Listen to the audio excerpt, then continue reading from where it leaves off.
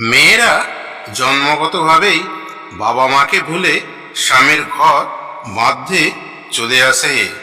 মেয়েদের হৃদয় জয় করা খুব কঠিন, কেননা যেখানে বাবা মাকে সহজেই ভুলতে পারে সেখানে স্বামীকে ভুলে যাওয়াও কঠিন ব্যাপার নয়।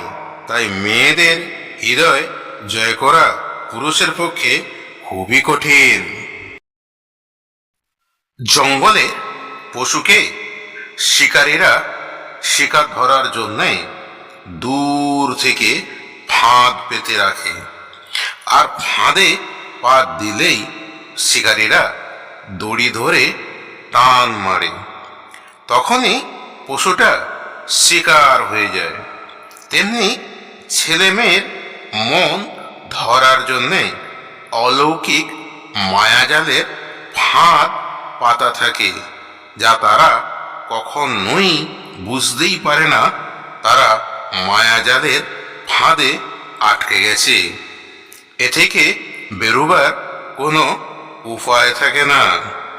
কোনো অচেনা ব্যক্তি আর অজানা ওষুধের বিশ্বাস না করাই ভালো। কখন যে বিপদ ঘটবে বলা যায় না। এ থেকে সতর্ক থাকাই ভালো।